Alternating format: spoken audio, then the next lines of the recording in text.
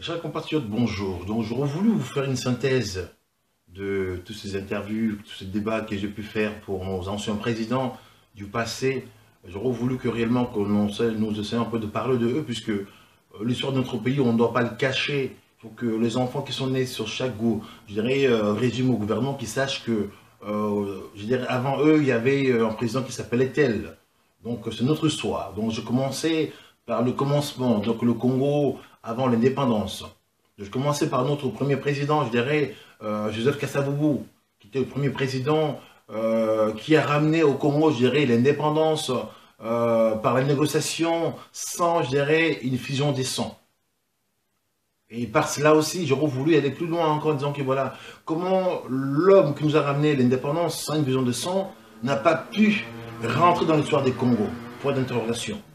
Et après, j'ai parlé de son premier ministre, Patrice Emery Lumumba, qui aujourd'hui qui a défendu le Congolais face, à l'oppression, à la domination, des colonisations belges, et qui a fait que ça a causé sa mort. Mais lui, il a pu rentrer dans l'histoire grâce, à ses interventions musclées face, à l'occupation, à l'oppression. Et troisièmement, je parlais de notre, premier chef d'état-major, Mobutu Sese Seko Ngbendu, qui a pu, sauver, j'ai bien dit sauver les Zaïre de les Congo de l'époque, entre la crise de leadership qui s'est manifestée entre, Kasavubu et Lumumba, puisque quand Kasavubu a limogé Lumumba et Lumumba qui a limogé Kasavubu, le pays s'est retrouvé sans gouvernance. Et lui, militaire qu'il était, il s'est positionné, il s'est déclaré tant que chef d'État. Alors comment Mobutu, lui, malgré son action de putsch, il faut dire ça clairement, il a pu rentrer dans l'histoire.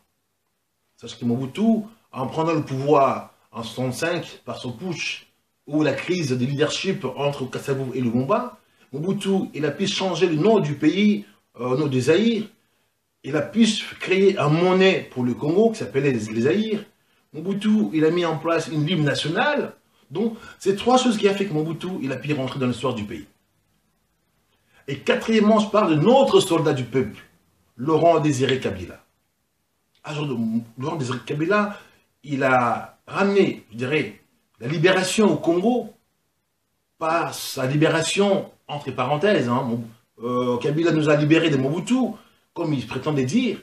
Et Kabila, en rentrant au Congo, il a voulu que le Congolais vive mieux et que le Congolais puisse avoir l'accès à leurs ressources ou à leurs biens. Mais qu'est-ce qui fait qu'aujourd'hui Kabila, en venant libérant le Congo ou les Congolais de Mobutu, il nous a livrés inconsciemment aux Rwandais, aux Ougandais, aux autres.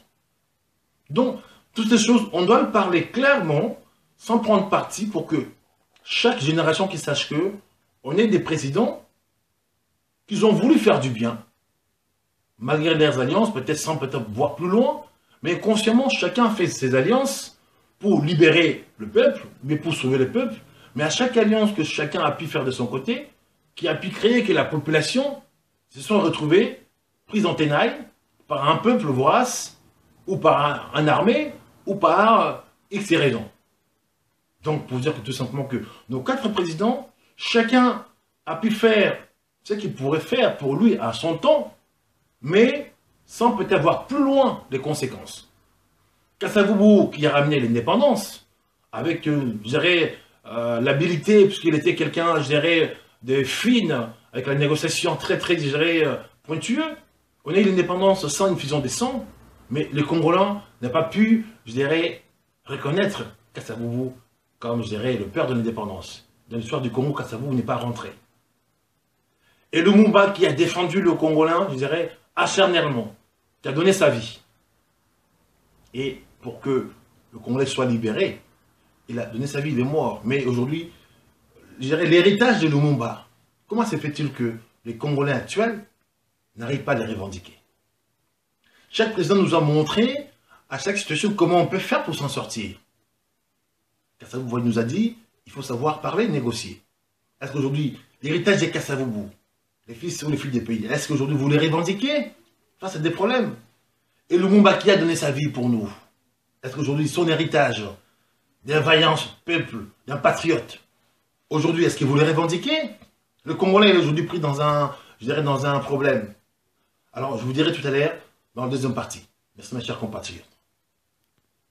Mes chers compatriotes, donc, nous allons revenir à notre sujet. Donc, ça c'est la deuxième partie. Je parlais de nos 4 présidents donc, du passé. Chacun a pu faire des choses pour le Congo à sa façon. Mais alors aujourd'hui, nous, les gens à qui ils ont fait les choses pour nous, qu'est-ce que nous en tirons comme leçon par rapport aux actes de chacun? Je vous disais à ce jour, Kasavubu qui est le premier président du Congo qui a ramené l'indépendance au Congo. Mais malheureusement, dans l'histoire du Congo, il n'a pas pu rentrer dans l'histoire du Congo.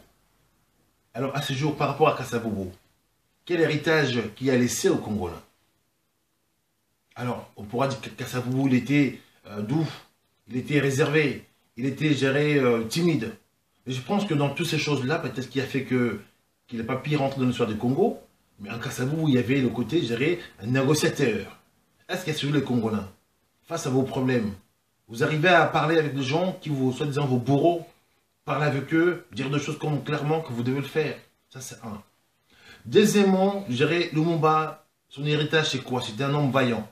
Lumumba nous a défendus, je dirais, pied au point, jusqu'à la mort. Oui, et Lumumba est rentré dans l'histoire du Congo. Mais il nous a laissé un héritage qui est fort, côté patriotisme. Lumumba a dit réveiller, je dirais, ce qu'on appelle l'éveil des fils ou des filles du pays. Est-ce qu'à ce jour, le Congo, il est, je dirais, presque menacé? Le Congo, il est envahi. Est-ce que vous, nous, les Congolais, l'héritage de Lumumba, qu'est-ce que vous avez en fait? Quand on vous demande de sortir, de manifester, est-ce que vous le faites ou pas? Puisque le père d'indépendance, qui a donné sa vie pour vous, il vous a laissé, il vous a montré le chemin. S'il y a un souci, sortez, manifestez-vous jusqu'à mourir. Vaut mieux vivre 10 ans comme un lion que 100 ans comme un mouton. Parce que c'est ça. Vous avez oublié. Troisièmement, ce jour, Mobutu, le chef d'état-major, qui a pris le Congo suite à ces guerres de leadership entre Lumumba et Kasavubu. C'est quoi l'héritage de Mobutu? Mobutu, il était ce qu'on appelle un nationaliste. À l'époque, Mobutu, le Congo était uni. Il n'y avait pas de tribalisme. Mobutu fut dictateur. Oui, j'assume le mot. Mais sachant que, vu à l'époque, le Congo c'était un grand pays. S'il n'était pas dictateur, je pense que le Congo devait sombrer dans le chaos. Le fait qu'il soit dictateur, ça a permis aux gens de l'extérieur de voir, mais d'avoir peur du Congo. On n'a pas été attaqué ni envahi. On a eu 32 ans de pouvoir avec un main de fer, mais le Congo n'a pas été envahi. On n'a pas eu des femmes violées, ou à l'est, ou à l'ouest. On n'a pas eu des enfants mutilés à l'ouest ou à l'ouest, puisqu'on avait un chef qui était fort. C'est comme dans une famille. Un papa qui est fort, on a peur d'attaquer ses enfants. Donc moi je pense que, j'assume mes mots, hein, que la dictature de Mobutu nous a vraiment permis de vivre pendant 32 ans sans être envahi, sans être attaqué, parce qu'on avait peur de notre père, parce qu'il était, je dirais, bruyant, il était méchant, il était dictateur. Ça fait que pendant 32 ans, le Congo n'a pas été attaqué. Ça, aujourd'hui, le Congo, il est attaqué. Pourquoi? Puisque on a manqué quelqu'un qui soit fort, qui crie, qui parle pour le peuple. Donc ça, c'est l'héritage de Mobutu. Aujourd'hui, on est attaqué. On est envahi. Nos femmes sont violées. Nos enfants. Est-ce que nous, ces fils de Mobutu en question là, cet héritage-là, on en fait quoi face à nos bourreaux qui nous attaquent, qui nous violent? Pourquoi on ne peut pas se réveiller comme notre père pour faire les choses nécessaires? Quatrièmement, on a eu le soldat du peuple, Laurent Désiré Kabila. Par rapport à son héritage, je dirais que Kabila a voulu que le peuple congolais accède à leurs biens, à leurs richesses, à leurs minéraux. Est-ce qu'aujourd'hui, l'héritage de Kabila, vous avez fait quoi? Le Congo, c'est un pays riche. Pourquoi chez nous, on est pauvre? Nos ressources, nos minéraux, nous, on n'en profite pas. Pourquoi Kabila est mort? Pour que le Congolais puisse accéder à, à ses héritages. Alors, le mort des Kabila, pour vous, c'est rien. Vous êtes pauvre, un pays riche.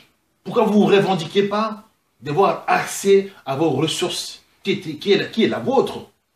que Kabila a donné sa vie pour vous. Alors je pense qu'aujourd'hui, mes chers compatriotes, on pourra dire ce qu'on veut, on est des pères, des frères qui ont donné leur vie pour nous. Chacun a laissé son histoire, bien ou mal. Mais qu'est-ce qu'on fait de chaque histoire de chacun? Il faut que chacun se dise, voilà, si aujourd'hui on ne s'en sort pas, parce que nous-mêmes, on est devenus soumises. On est devenus, je dirais, soumis à tel point que n'importe qui fait rentrer au Congo, nous bafouer, nous bafouer, parce qu'on n'a pas, je dirais, les tempéraments, ou la compétence, ou l'énergie, ou le côté patriotique pour défendre notre terre, notre vie. Moi, je dirais clairement que nos chefs, nos 4 chefs d'État, nos 4 présidents passés, chacun fait, je dirais, ses accords dans le passé, mais dans tout cela, il faut bien que nous revenons dans le 3e parti. Mes chers compatriotes, à tout à l'heure. Nous revenons à notre sujet. Donc, à ce jour que nous devons savoir que Kassabou nous a ramené l'indépendance. Et Lumumba nous a ramené, je dirais, la liberté, par ce biais des sangs, sachant que Mobutu nous a ramené, je dirais, la stabilité au Congo pendant 32 ans, avec, je dirais, un main de fer sur son pouvoir, et je dirais, Kabila, le père, nous a ramené, je dirais, la liberté, mais au passage nous livrer, je dirais, au Rwanda. Donc la conclusion pour nous, et MJC, ça veut dire quoi aujourd'hui, sachant que nous avons vécu ces 4 processus différemment, avec chaque chef d'État et sa façon de voir des choses. Nous, aujourd'hui, la nouvelle génération, nous voulons dire que le Congolais de ce jour et du présent et du futur, ils doivent savoir que le Congo, c'est notre sort, notre vie, notre pays. Donc on doit se refocaliser du passé pour pouvoir se projeter dans le futur. Donc nous, étant MJC, on a fait ces synthèses pour rappeler à chaque génération du passé, du présent et du futur, pour qu'ils voient réellement quelle était l'histoire du Congo. Et en ciment, je dirais, dire, hein, ou peut-être on pourra choquer les gens, ou bien chaque écrit que nous avons publié, c'est pour rappeler aux gens réellement l'histoire du Congo, donc comment ça a été fait. Si, admettons, on a loupé une partie, mais c'est pas grave, l'essentiel pour nous est que l'histoire soit dit et clairement comme ça a été fait. Donc à ce jour, qu'est-ce que nous tirons comme conclusion? Le Congo, c'est notre pays. Nous devons le chérir, le défendre. Malgré nos pères d'indépendance, nos anciens chefs d'État, ils ont fait des choses, ou ils ont loupé quelque chose. Mais c'est à nous, mettant les nouveaux ou des futurs prétendants, je dirais, au pouvoir, de ramener un changement et une façon de fonctionner qui sera différente. Admettons, aujourd'hui, tous ces gens qui veulent prétendre au pouvoir, ils font des alliances à l'extérieur. Il faut que nous sachions que à chaque alliance fait, pas importe avec le pays que vous allez faire les alliances, mais quand vous allez arriver, vous allez avoir, entre guillemets, le compte à rendre avec le pays avec lequel vous avez fait les alliances. On a vu ça avec, je dirais, Laurent Désiré Kabila, avec sa rébellion montée par le Rwanda et Ouganda. En arrivant au pouvoir, il a été lié à tel point qu'on s'est retrouvé avec un chef d'état-major qui était rwandais. On a vu aussi à l'époque avec Mobutu. Mobutu, il était partout avec tous ces pays qui étaient avec lui. Mais le Congo, notre richesse, je dirais, on n'arrive pas à avoir l'accès à cela. On ne profitait pas de nos richesses. Et dans le passé, on a vu encore, je dirais, avec Lumumba, qui s'est battu pour le Congo. Mais à un moment donné, il a été coincé dos au mur. On n'avait pas des alliés importants. Il faut que nous sachions chaque acte, chaque accord, chaque processus que nous mettrons en place pour sauver, admettons, un peuple, on peut en contrepartie le bloquer. Il faut que tous ces futurs prétendants qui veulent faire du pouvoir au Congo, ou la politique, qui ramènent la solution, je dirais, interne. Qu'on arrête d'aller chercher la solution à l'extérieur, des alliances. C'est très bien, mais en arrivant au pouvoir, le Congo sera hypothéqué, les Congolais seront confisqués, nos richesses seront confisquées, nous-mêmes, on ne profitera pas. On a vu dans le passé, tous nos chefs d'État qui ont voulu ramener la paix, avec les forces extérieures, ils nous ont plutôt, je dirais, sacrifiés et, je dirais, confisqués. On doit prendre, tirer les leçons du passé pour que nous, à ce jour, on n'accepte plus quelqu'un qui vient avec une force extérieure pour se prétendre de rentrer au pouvoir. Et si vous l'acceptez, dites-vous que Kabila, le père, il a fait, on est aujourd'hui bastonné. Mobutu, il avait laissé l'accès du Congo à tous ces pays qui étaient autour de lui. Mais malheureusement, notre richesse était pillée par tous ces pays-là. Nous-mêmes, le peuple, on ne profitait pas. Kasavubu qui nous a ramené, je dirais, l'indépendance par ce biais des négociations, mais il n'a pas pu nous défendre face à l'oppression. Lumumba qui a donné sa vie pour nous, mais il n'a pas pu nous ramener des solutions. Donc chacun a fait ce qu'il fallait faire, ce qui était bon pour lui, mais en contrepartie, on a été dos au mur. Le monde a évolué, il faut que chacun tire des leçons du passé pour que nous ne puissions plus refaire le passé. Nous sommes des hommes modernes. Moi, j'assume le mot. Je veux le pouvoir au Congo, avec l'aide des Congolais, de l'intérieur, pas de l'extérieur, de l'intérieur. Si nous manquons l'argent, le Congo c'est un pays riche, il y a l'argent à l'intérieur.